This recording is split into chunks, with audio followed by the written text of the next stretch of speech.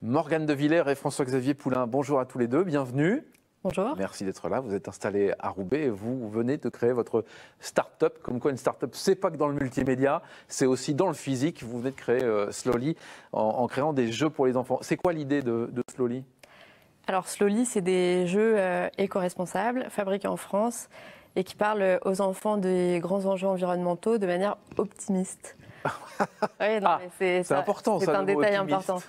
Oui, bah en fait, ça faisait un moment qu'on était dans ces univers-là. On cherchait une manière de parler de ces sujets aux enfants. Et déjà, on s'est dit que le jeu était un moyen intéressant pour, de manière ludique, apprendre tout un tas de choses, tout en s'amusant. Alors, vous avez créé 3 jeux sur 3 univers différents ?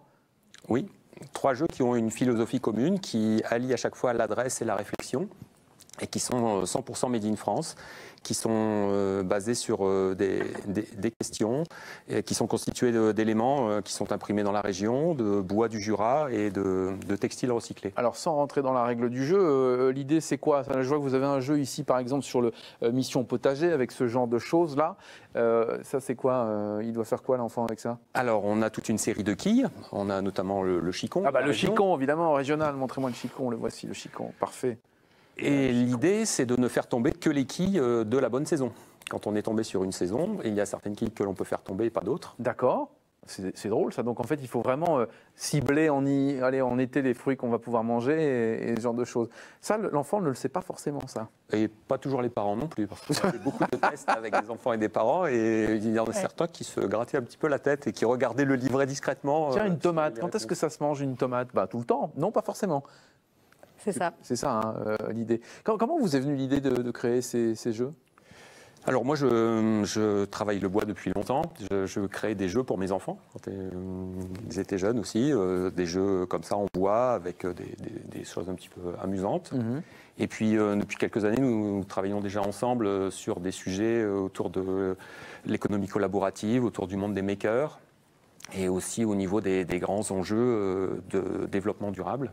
Donc l'idée nous est venue de passer le message à travers les enfants. Alors vous avez créé votre start-up, donc comme on dit, donc vous confirmez, c'est pas que multimédia le start-up ? On confirme. Le monde physique continue d'exister et d'avoir un intérêt. Et là vous êtes en pleine création, en plein développement. Vous avez d'ailleurs lancé un financement participatif. Ça cartonne. Ça démarre bien. Ça fait un peu plus de 2 semaines que nos 3 premiers jeux, donc Mission Amazonie, Mission Océan et Mission Potager, sont en pré-vente sur la plateforme KissKissBankBank. Ouais.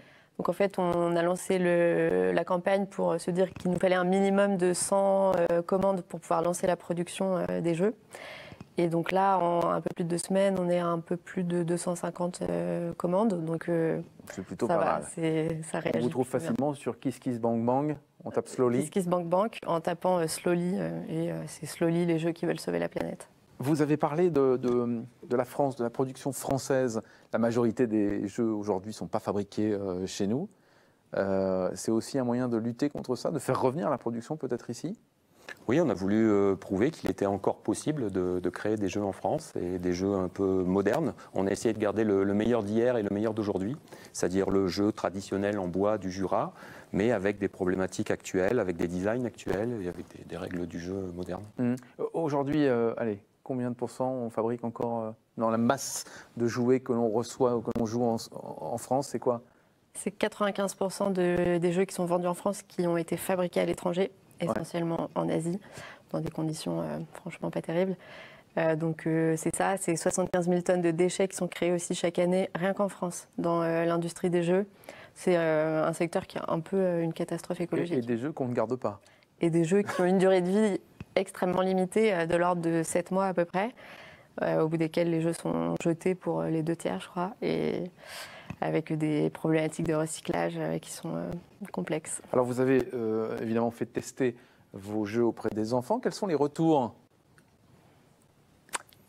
Vous avez le droit de répondre tous les deux. Hein. On regarde l'un ou l'autre, mais il n'y a pas de problème. Non, bah, on a fait pas mal de tests avec des enfants dans des écoles, dans des médiathèques, avec des enfants qu'on connaît. Et les retours sont bons, les enfants s'amusent. Moi, je perds régulièrement contre les enfants. Donc, je me dis que c'est qu'on a bien conçu les jeux parce que tout le monde peut s'amuser en famille. Et je perds sans faire exprès. Ouais. Bon. Et au-delà de la partie, ça les engage. À la fin, ils peuvent recevoir un petit diplôme qu'ils vont chercher sur le site et ils se sentent ambassadeurs maintenant de la protection des océans, de la protection des forêts.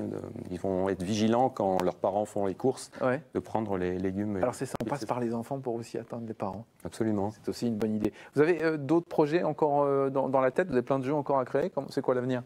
Ah oui, bien sûr, oui, on en a encore beaucoup. Là, on a commencé par 3 pour pouvoir se lancer. Mais on en a encore plein. Bon, il y a encore de quoi faire. Donc pour l'instant, on peut les précommander. Vous allez donc sur la plateforme KissKissBankBank sur Internet, vous cherchez sur un moteur de recherche, vous tapez Slowly, regardez, c'est écrit S-L-O-L-I. On les précommande et a priori, on peut les recevoir quand? En novembre. Ah, mais c'est rapide. Largement à temps pour Noël. Ouf, Sans problème. tout va bien. Merci beaucoup d'être venu jusqu'à nous. Belle initiative Merci. dans notre région. On a plein d'idées dans les Hauts-de-France et ça, c'est bien de vous les faire partager.